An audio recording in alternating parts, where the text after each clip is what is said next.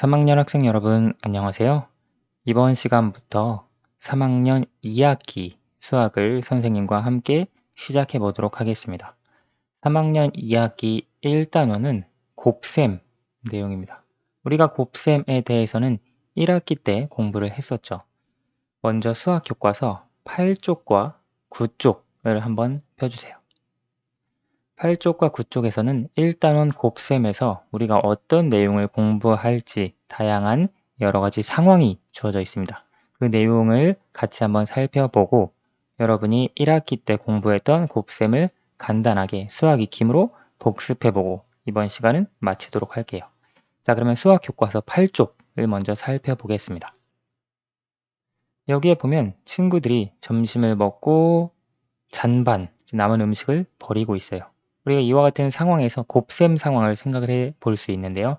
예를 들어 한 명의 친구가 150g씩 잔반을 남긴다면 30명, 한 반에 30명의 친구가 있다고 했을 때 그러면 총 남은 음식의 양은 얼마가 될지 이와 같이 곱셈을 활용해서 우리가 남은 음식의 양을 구해줄 수 있습니다.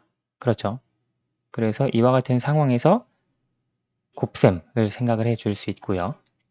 또 여기에 보면 우리가 교실에서 흔히 볼 수 있는 우유곽, 우유값이 있습니다. 자, 그러면 이걸 보고 우리가 또 곱셈을 생각을 해 줄 수 있는데요. 여기서 생각해 줄 수 있는 곱셈은 먼저 한 줄에 5개씩 4줄이 있기 때문에 총 개수는 5 곱하기 4라고 간단하게 생각을 해 줄 수 있겠고요. 자, 그러면 20개의 우유값이 있는데 자, 이것을 가지고 미술 작품을 만들려고 해요. 그래서 우리가 예를 들어 30일 동안 우유값을 모은다면 총 우유값을 모두 몇 개 모을 수 있을지 이와 같은 곱셈 상황을 우리가 생각을 해 줄 수 있습니다. 그렇죠? 그래서 이와 같은 곱셈도 우리가 생각해 줄 수 있고요. 또 그 아래 보면 한 친구가 아마 점심을 먹고 양치하는 그것을 생각을 하고 있는 것 같아요. 이때 우리가 어떤 곱셈을 생각을 해 줄 수 있느냐? 보면 한 친구가 컵을 사용하고 있죠. 양치컵. 한 친구는 보이진 않아요. 양치컵을 사용하는지 사용하지 않는지. 예를 들어 양치컵을 사용을 했을 때 물 240g 혹은 240ml를 아낄 수 있다라고 해봅시다. 그러면 이 반에 있는 친구들이 예를 들어 23명이라면 이 23명의 친구들이 모두 양치컵을 사용했을 때 하루에 아낄 수 있는 물의 양은 얼마가 될지 그와 같은 곱셈을 생각을 해줄 수 있죠. 그래서 그것은 240 곱하기 23의 곱셈을 계산해서 나온 결과가 하루에 아낄 수 있는 물의 양, 양치컵을 사용했을 때요. 이와 같은 구체적인 곱셈 상황을 생각해 볼 수 있습니다. 다음 페이지로 넘어가 볼게요. 여기에 한 친구는 기차를 타고 있는 걸 생각을 하고 있어요. 그래서 우리가 기차에 보면 좌석이 있죠. 그렇죠. 예를 들어 어떤 기차가 5량까지 있는 열차라고 해봅시다. 이제 5량이라고 하는 건 기차가 있을 때 이렇게 여러 가지 기차가 칸별로 이렇게 연결이 돼 있죠. 그래서 이걸 하나하나 세는 단위가 량이에요. 지금 이거는 4개 있고 5개까지 있으면 이건 5량 열차라고 하거든요. 그러면 5량까지 있는 열차인데 한 개의 량에 좌석이 120좌석이 있다면 그러면 열차 전체에 있는 좌석은 몇 개가 될지 그것도 마찬가지로 곱셈을 생각을 해줄 수 있겠죠. 곱셈식으로 표현해서 우리가 이와 같은 내용을 이번 단원에서 공부해 줄 수 있습니다. 아래에 보면 남자아이는 이제 나무를 심는 걸 생각을 하고 있어요. 근데 여기 오른쪽에 보니까 나무가 굉장히 많죠. 그래서 나무의 개수를 가지고도 곱셈을 생각을 해 볼 수 있겠네요. 그래서 우리가 이번 1단원에서 공부하는 내용은 여러분이 1학기 때 공부했던 곱셈을 비슷하게 공부를 할 건데 조금 더 큰 수에 대해서 공부를 해 보려고 합니다. 자, 그러면 우리가 1학기 때 공부했던 내용을 간단하게 수학 익힘으로 복습해 보도록 할게요. 수학 익힘 책 5페이지 한번 펴보도록 합시다. 자, 지금 여기가 수학 익힘 5쪽인데요. 여러분들은 영상을 잠깐 멈추시고 5페이지에 있는 문제들을 먼저 한번 풀어보세요. 여러분 이미 1학기 때 공부했던 내용이기 때문에 어렵지 않게 풀 수 있을 거예요.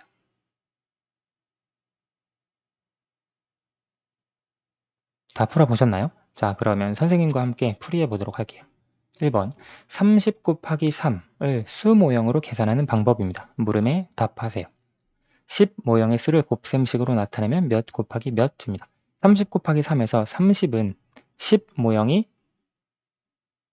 3개이죠.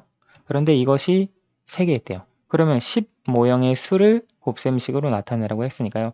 10 모형 3개가 3만큼 있는 거니까 10 모형의 수는 3 곱하기 3이라고 할 수 있겠죠. 따라서 이것은 9가 되겠고요. 지금 여기에서도 보면 여기에 있는 것이 10 모형 3개, 즉 30입니다. 30 곱하기 3이겠죠. 하나, 둘, 셋. 그래서 10 모형의 수는 하나, 둘, 셋, 10 모형 3개가 3개 있는 것이라고 할 수 있겠네요. 그렇죠. 그래서 10 모형은 결국 3 곱하기 3 해서 9개입니다. 10 모형이 9개면 90이 되겠죠. 그래서 30 곱하기 3은 90이다 라고 계산해 줄 수 있고요. 2번 수 모형을 보고 곱셈식으로 나타내어 보세요. 곱셈식 여기 보면 여기 이 수 모형이 나타내는 수가 얼마인지 알아야 하는데요. 10 모형을 보면 4개 있습니다. 즉 10의 자리는 4 그리고 1 모형이 2개 있어요. 그러면 1의 자리는 2 즉 이 수 모형이 나타내는 수는 42예요.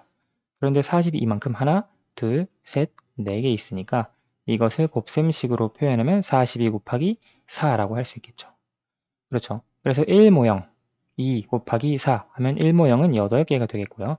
10 모형은 4개 곱하기 4개니까 10 모형이 16개가 됩니다. 그렇죠. 그런데 우리가 10 모형 16개 중에서 10개는 100 모형 하나로 바꿀 수 있죠. 그렇죠. 그리고 6개는 또 따로 남습니다. 그래서 10 모형 10개는 100 모형 하나로 바꿔주고요. 10 모형 6개는 그대로 10의 자리 6으로 남으면 168이라고 계산해 줄 수 있겠네요. 3번 네모안에 알맞은 수를 써 넣으세요. 22 곱하기 3인데요. 우리가 1의 자리와 10의 자리를 나누어서 계산할 수 있습니다. 1의 자리 2와 뒤에 있는 3을 먼저 곱하면 6이 되고요. 여기 10의 자리에 있는 2, 그러니까 20이 되겠죠. 20과 3을 곱하면 60이 됩니다. 그래서 두 개를 더하면 66. 따라서 22 곱하기 3이 66이 되고요. 57 곱하기 4 보면 1의 자리 7 곱하기 4 28이 됩니다. 그리고 10의 자리에 있는 5, 즉 50이 되겠죠. 50 곱하기 4를 계산하면 200이 됩니다. 두 수를 더해주면 228이 되겠네요. 4번 계산 결과를 비교하여 동그라미 안에 부등호를 알맞게 써 넣으세요. 두 곱셈을 계산해서 나온 결과의 크기를 비교해주면 되겠죠. 30 곱하기 4 이것은 10 모형이 3개죠. 그런데 3개씩 4개 있으니까 10 모형이 12개, 즉 120이 되겠고요. 23 곱하기 5는 3 곱하기 5를 계산하면 15가 됩니다. 그리고 여기 20 곱하기 5를 계산하면 100이 되겠죠. 두 개를 더해주면 115가 되겠네요. 120과 115 중에 120이 더 크기 때문에 이와 같이 부등호를 표현해 줄 수 있고요. 54 곱하기 6 이건 세로셈으로 한번 해볼까요? 세로셈으로 계산을 하면 4 곱하기 6 해서 24가 되죠. 그리고 5, 6, 30 2가 받아올림 되어서 올라가 있으니까 324가 되겠네요. 47 곱하기 7도 세로셈으로 한번 해봅시다. 7 곱하기 7을 계산하면 49 4, 7, 28 4가 받아올림 되어서 올라갔으니까 32 즉 329가 되겠네요. 329와 324를 비교하면 329가 더 크겠죠. 이와 같이 부등호를 표시해 줄 수 있습니다. 그래서 이번 시간에는 3학년 2학기 1단원 곱셈에서 어떤 내용을 함께 공부할지 간단하게 살펴보고 여러분이 1학기 때 공부했던 내용, 곱셈에 대한 것 간단하게 복습해 왔습니다. 다음 시간부터는 본격적으로 곱셈에 대해서 같이 한번 살펴보도록 할게요. 오늘 수학은 여기까지 하도록 하겠습니다. 감사합니다.